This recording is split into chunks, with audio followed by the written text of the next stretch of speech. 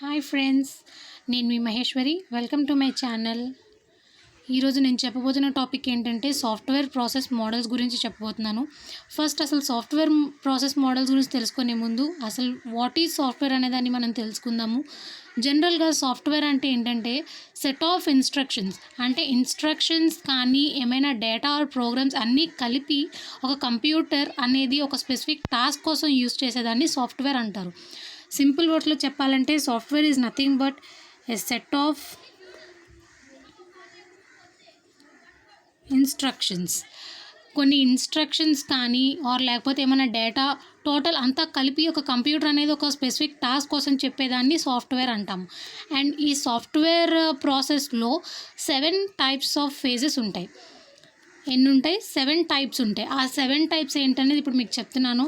First phase వచ్చేసి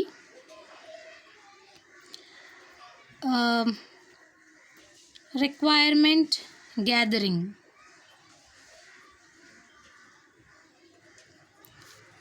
second వచ్చేసరికి second phase ఏంటంటే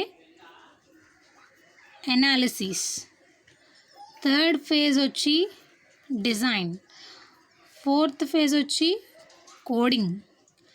ఫిఫ్త్ ఫేజ్ వచ్చి టెస్టింగ్. సిక్స్త్ ఫేజ్ వచ్చి deployment. And last 7th phase వచ్చి మెయింటైన్ ఆర్ సపోర్ట్. ఓకే, ఈ ఫేజెస్ అన్నీ కూడా ఈ సాఫ్ట్వేర్ ప్రాసెస్లో ఉండడం అనేది జరుగుతుంది. సో ఫస్ట్ ఫేజ్ వచ్చేసి రిక్వైర్మెంట్స్ గ్యాదరింగ్. అసలు రిక్వైర్మెంట్స్ గ్యాదరింగ్ అంటే ఏంటో చూద్దాం. ఫర్ ఎగ్జాంపుల్, మనం ఒక కంపెనీ ఉంది, ఒక కంపెనీ మనకి ఒక ప్రాజెక్ట్ వస్తుంది. ఆ ప్రాజెక్ట్ వచ్చినప్పుడు వాళ్ళు ఒక యాప్ కానీ వెబ్సైట్ కానీ డిజైన్ చేయమని అడుగుతారు. ఓకే ఫ్రెండ్స్, ఒక కంపెనీ అనేది ఉంది, ఆ కంపెనీకి ఒక ప్రాజెక్ట్ వస్తుంది. ఆ ప్రాజెక్ట్ వచ్చినప్పుడు వాళ్ళు ఒక యాప్ ఆర్ వెబ్సైట్ చేయమని కొన్ని డాక్యుమెంట్స్ మనకి ఇవ్వడం అనేది జరుగుతుంది. అంటే ఆ యాప్ ఏ విధంగా ఉండాలి, అలానే వెబ్సైట్ ఎలా డిజైన్ చేయాలి అని మనకి చెప్తారు. సో అలా చెప్పినప్పుడు ఈ రిక్వైర్మెంట్స్ గ్యాదరింగ్ ఎవరికి ఇస్తారంటే ఆ కంపెనీలో ఎవరైతే హయ్యర్ అఫీషియల్స్ ఉంటారో వాళ్ళకి మాత్రమే ఇవ్వడం అనేది జరుగుతుంది. కంపెనీలో హయ్యర్ అఫీషియల్స్ ఎవరు ఉంటారు? బిజినెస్ అనాలిసిస్ట్ ఆర్ లేకపోతే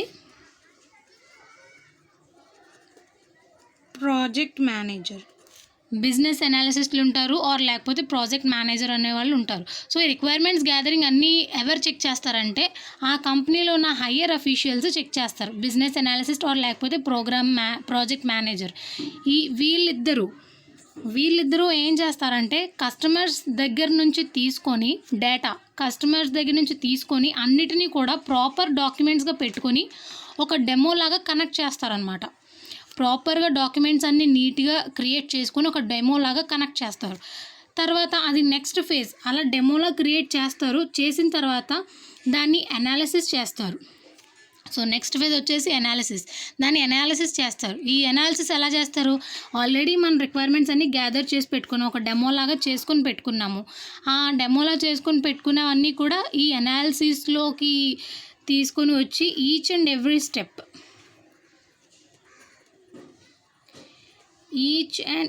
స్టెప్ని కూడా అనాలిసిస్ చేసుకుంటూ వస్తారనమాట. అంటే వాళ్ళు ఆల్రెడీ క్రియేట్ చేసి పెట్టుకున్నారు కదా రిక్వైర్మెంట్స్ గ్యాదరింగ్లో డాక్యుమెంట్స్ అన్నీ, ఇవన్నీ కూడా నెక్స్ట్ ఫేజ్లోకి వచ్చి అనాలిసిస్లో ఈచ్ అండ్ ఎవ్రీ డాక్యుమెంట్ని అనాలిసిస్ చేస్తారు.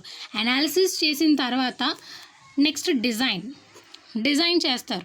ఎలా డిజైన్ చేస్తారు? ఒక ప్రోడక్ట్ వచ్చింది, సపోజ్ అది యాప్ ఆర్ వెబ్సైట్ అని మనం ముందు చెప్పుకున్నాం కదా.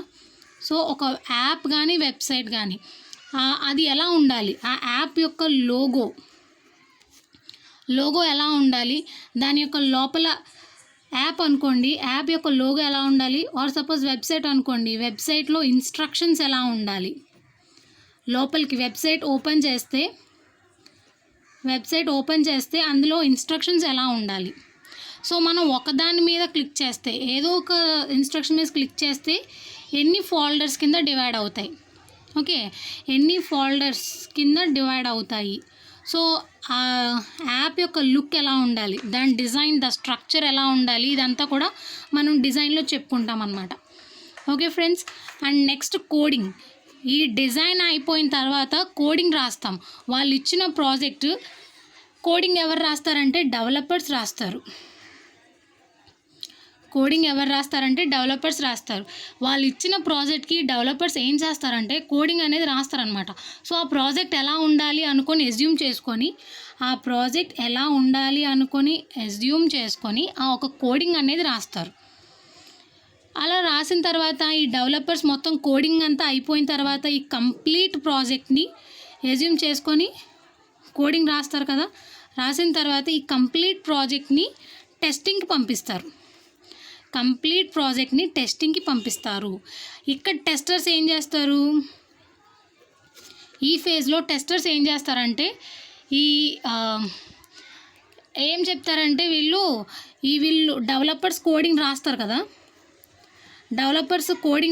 కదా, ఈ కోడింగ్ రాసి వాళ్ళకి టెస్టింగ్ పంపిస్తారు. ఇక్కడ టెస్టర్స్ ఏం చేస్తారంటే వాళ్ళు టెస్ట్ చేసి చెక్ చేసి రైట్ ఆర్ రాంగ్ అనేది చెప్తారు. ఫర్ సపోజ్ రైట్ అయిందనుకో నెక్స్ట్ ప్రాసెస్కి వస్తుంది. రాంగ్ అయితే మళ్ళీ డెవలపర్స్ దగ్గరికి వెళ్ళి కోడింగ్ మళ్ళీ రీచేంజ్ చేసి మళ్ళీ టెస్టింగ్ పంపిస్తారు. అక్కడ టెస్టర్స్ మళ్ళీ చెక్ చేస్తారు. రైట్ అయితే ఓకే, రాంగ్ అయితే మళ్ళీ డెవలపర్స్ పంపించడం అనేది జరుగుతుంది. ఇఫ్ సపోజ్ రైట్ అయితే దాన్ని డిప్లాయ్మెంట్ దగ్గరికి వస్తుంది అనమాట. నెక్స్ట్ ఫేజ్ డిప్లాయ్మెంట్ దగ్గరికి వస్తుంది. యాప్ కానీ వెబ్సైట్ కానీ కస్టమర్ ఇచ్చిన టార్గెట్ పూర్తి చేసిన తర్వాత అది ఎలా వర్క్ చేస్తుంది అనేది కంపెనీ వాళ్ళు యూస్ చేస్తారనమాట. ఓకే ఫ్రెండ్స్, యాప్ కానీ వెబ్సైట్ కానీ కస్టమర్స్ నుంచి తీసుకున్న టార్గెట్ పూర్తి చేసిన తర్వాత అది యాప్ ఎలా వర్క్ చేస్తుంది ఏంటి అనేది కంపెనీ వాళ్ళు యూస్ చేస్తారు. కంపెనీ వాళ్ళు యూస్ చేసిన తర్వాత అది కరెక్ట్ అయితే మార్కెట్లోకి పంపిస్తారు. సో అది మనకి యూస్ చేసినప్పుడు అది కరెక్ట్గా ఉంది అని కంపెనీ అనేది కరెక్ట్గా ఉన్నది అని మనం చెప్పచ్చు.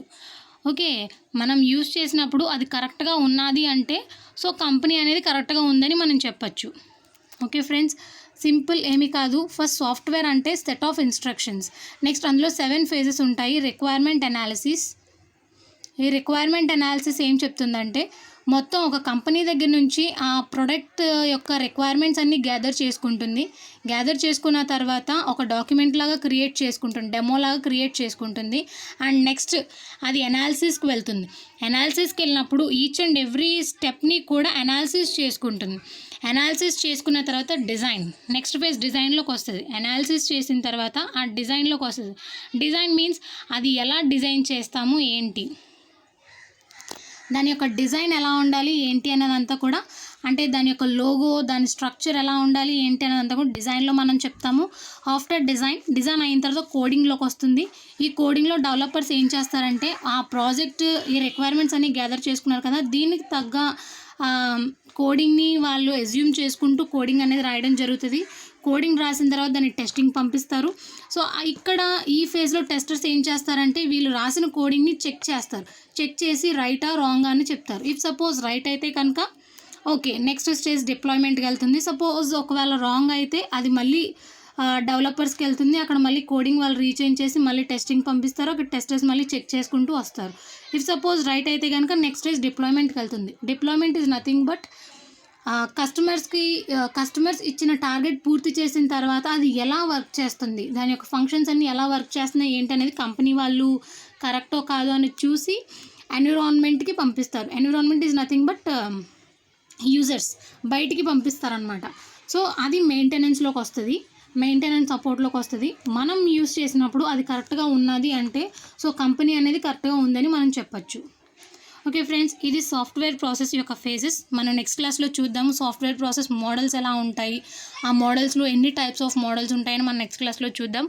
మీకు నచ్చితే కనుక లైక్ చేయండి, షేర్ చేయండి. Thank you.